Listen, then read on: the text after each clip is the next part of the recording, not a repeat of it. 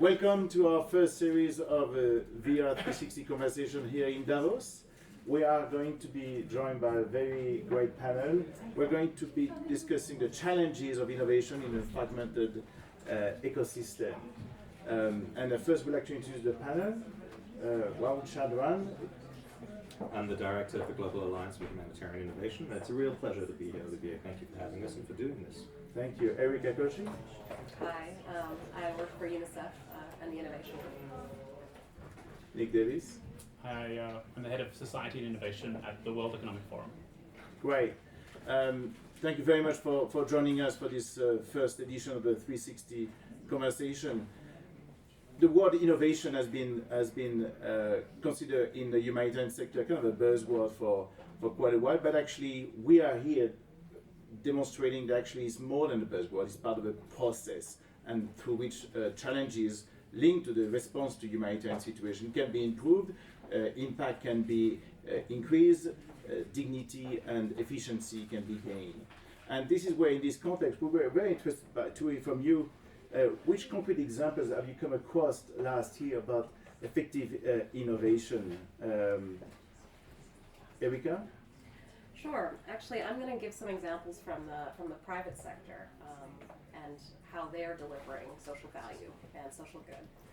So we did a study sort of last year and early this year, which we're still haven't wrapped up yet, and looking at where can the private sector deliver social good and also make money. So a couple examples that we found were one in the emergency health space.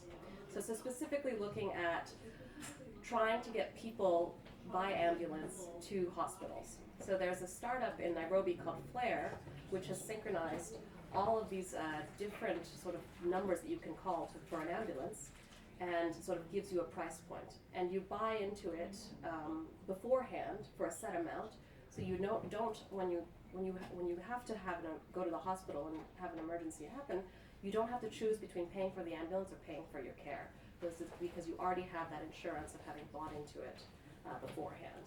And I think it's things like this that the private sector can deliver that can really change the game, because the amount of resources that we have in the international development and humanitarian space is about this, and the problem is like this. 0.001%. Yes.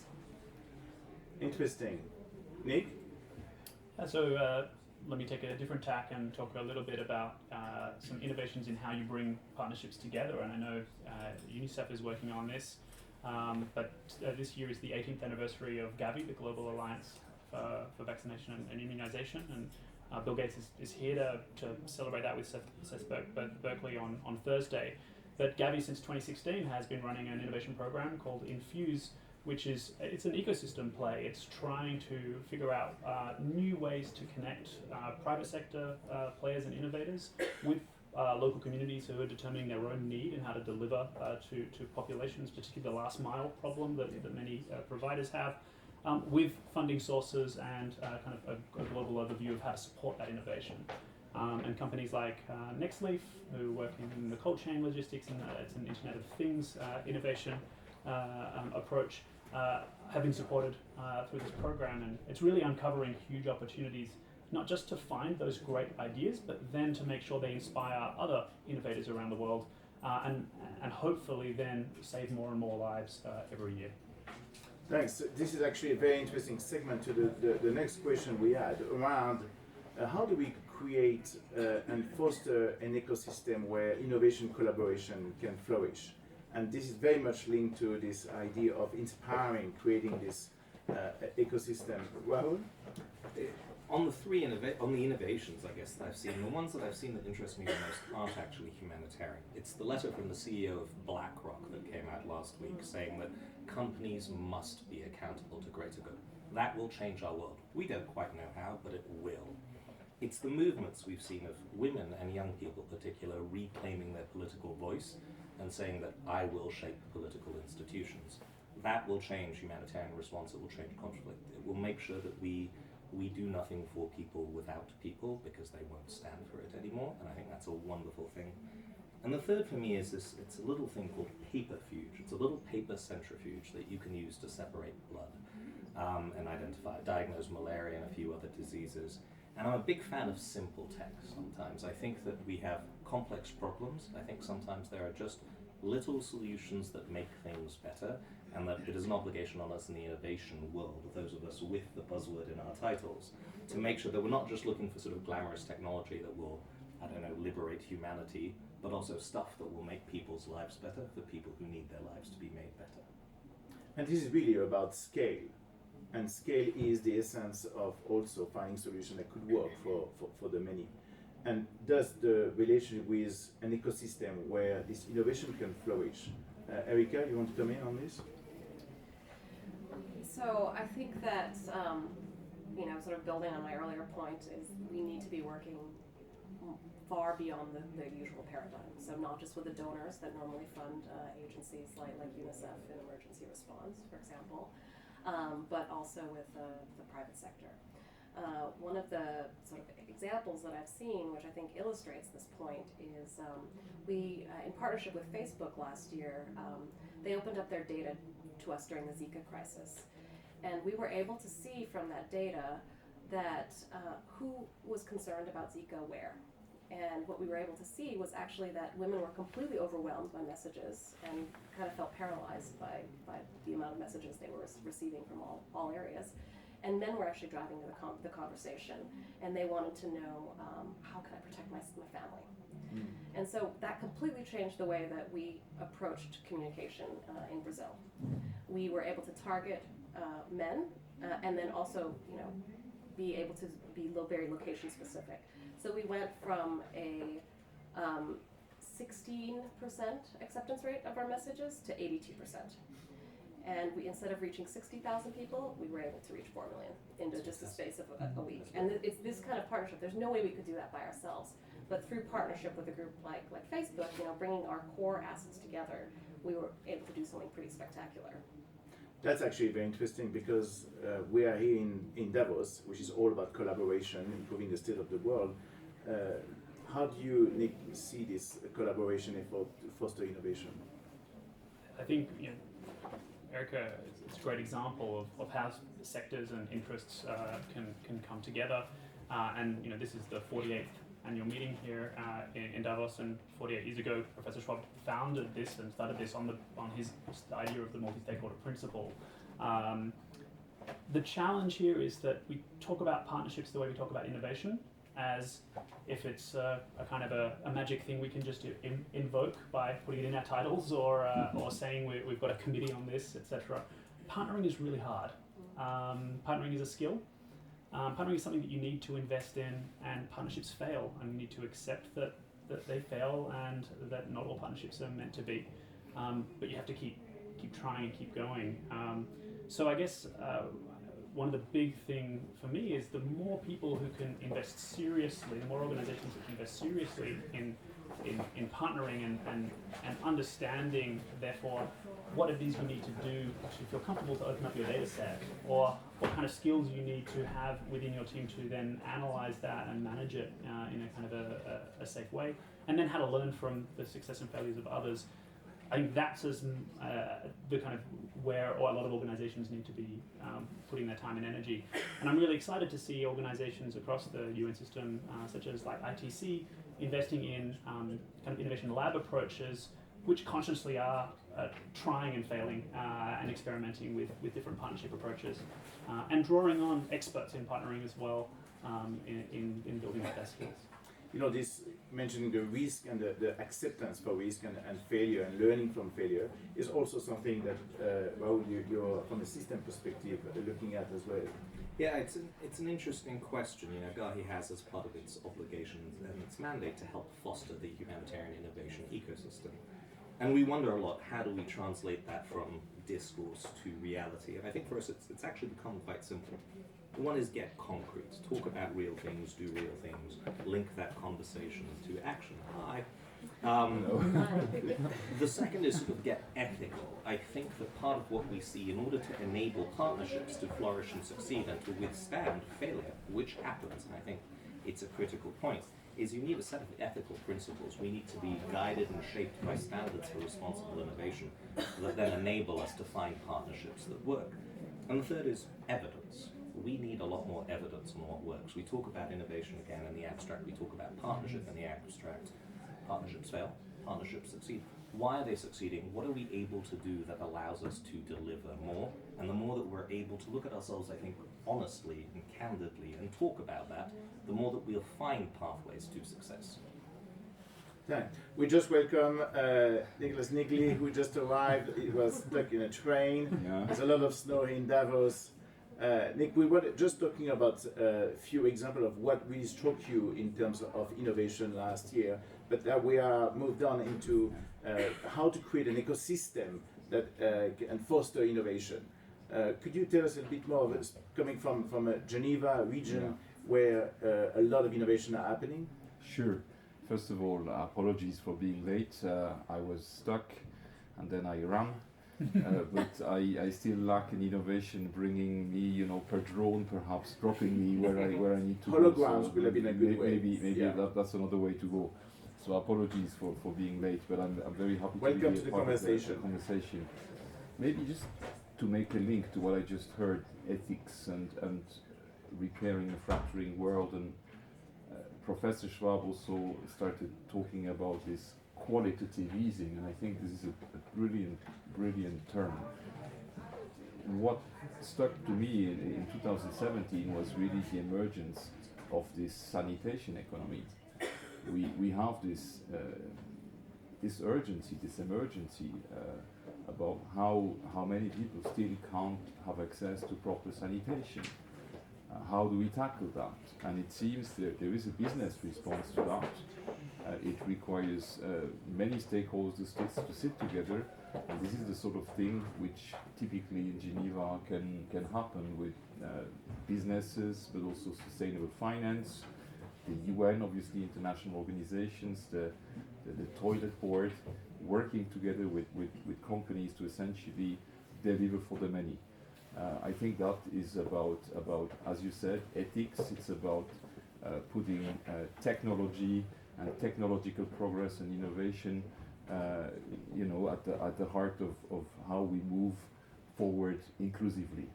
But perhaps to rebound on the second question, what do you need to build an ecosystem? In my opinion, in this digital age, you really need physical and digital meeting spaces where as many stakeholders as possible can essentially exchange, build, co-create, co-innovate. The biggest problems of our time, the ones we really need to tackle urgently, they can't be tackled by any organization alone. And I think we absolutely have to form new coalitions. We have to help people getting together, talking to each other, translating perhaps languages, because that's often a barrier. I mean, if you talk with finance, it's probably not exactly the same language as international organizations, as other types of businesses. If you can essentially create a network, an ecosystem, which is, I would say, if you can create a holistic vision of an ecosystem, I think you really can start getting people together. Academia obviously has to be part of the mix. Research has to be moved from fundamental to applied. And if you can essentially get all of this together, you're moving towards something interesting. Thanks, Nick. Yeah. Sorry, Olivier, can I just jump in on that? Because I think there's an interesting link here between what Nicolas said and your point, Rahul, which is in the sanitation space. The most important innovations are small, they're major, but they're behavior change innovations. And in Geneva we have the Water Supply and Sanitation Collaborative Council that works in the WASH framework, really around how you make people adopt new ways of living and behaving in a fragile health context and in fragile environmental context, as opposed to thinking of innovation always as the fancy, sexy emerging technologies that surround us. And so I think coming back to the practicalities of, we're talking about people doing things differently every day in how they work, and people doing different things every day in how they experience life. That's innovation as much as anything else. But it's sometimes easy to get caught up in the latest blockchain discussion instead of focusing on who's really in need and what are those simple things that could change. Yeah, it's starting with the technology instead of starting with a problem. Exactly. Yeah. And it's My personal also pet peeve. Yeah. exactly. It's also a part of the definition of innovation. It's a process. Yes. It's really finding the right building blocks to create solutions, starting with the challenge definition. Now, from your perspective, that would be the last question for this panel. What will be the big challenges you see innovation being able to tackle in the future? Although, as we say, it has to be bottom-up, it has been challenge-based, but what do you see from your perspective emerging as challenges So in our space. in your space? Yes. So I think one of the things that has me most excited is this area of the data economy. And currently humanitarian organizations and development organizations don't necessarily have access to it. However, I think if we did, we would be able to find out where the problems are and actually sort of shine a light on what's happening and where there are issues, where there's poverty, where there's environmental degradation, et cetera, et cetera. But then also be able to target our very limited resources much more effectively. Because at the moment, the way we normally do things is we conduct a census or we go and do a multiple indicator cluster survey, and then a year later we figure out like, oh, we should do something about this problem. It's about finding out what's happening now, what's the problem, and doing something about it now in a much more efficient way. So that's what I'm excited about. That's why it's all about partnering and finding new ways to deal with the private sector, as you said before. And training our internal capacity as well. Very important. Yeah. Nick? I think I'm worried about the flip side of this trend, and that is that we are adopting a whole range of exciting technologies, probably starting with the technology rather than starting with the need. And we need to, as much as possible, take time to reflect on what this means for people far beyond just the simple, the first purpose that we find. The kind of one of the examples of this is the use of algorithms particularly in public service, where it's a drive for efficiency, and you think, okay, well, this could improve the throughput of how we deal with people, welfare recipients or sentencing, etc. Kathy McNeil's written a lot about this in Weapons of Mass Destruction and other areas. And the concern is the decisions we make today about how we use, how companies develop, how we purchase, the advice that vendors give to governments, and how they're embedded into society. This will stick around for the next 10 or 20 years. We're talking about being in a moment in time where the kind of democratic decisions that we hope we make around advanced technologies will reverberate for generations. And therefore we owe it to ourselves, as well as those who don't have as much power, who aren't lucky enough to be able to sit here in Davos, to really think, how do we reflect? How do we be truly democratic? How do we think about the edge cases and make sure we're not creating many more risks and problems that we have to solve later on. So one of the things that, I totally agree with your point, and I've done a lot of work in this space as well. I think we have to ask, when this fails, who is it going to fail for? Yeah. And what are we going to be able to do to fix it immediately, or give that person access to redress to be able to, I think a good example is, I'm not hired for a job. I want to know why I wasn't hired for that job. And if I was wrong somehow because I am of a minority and therefore was somehow biased against from either the data or the algorithm, what can I do to be able to go and say, what I believe this is wrong, can you show me that it's wrong? And if it is wrong, can you rectify it? Interesting. Nicolas? I think perhaps to sort of like follow up on this, we really need to increase our focus on the sense of purpose. There are many entrepreneurs, they essentially want to do something right for the planet, for us to get into a better place. They obviously still want, to create value in terms of money and returns, but they really want to contribute positively. I think we need to give these people more space to essentially thrive. There are so many problems we need to tackle, and we need to tackle them very, very urgently indeed. And the great thing is there are many incentives.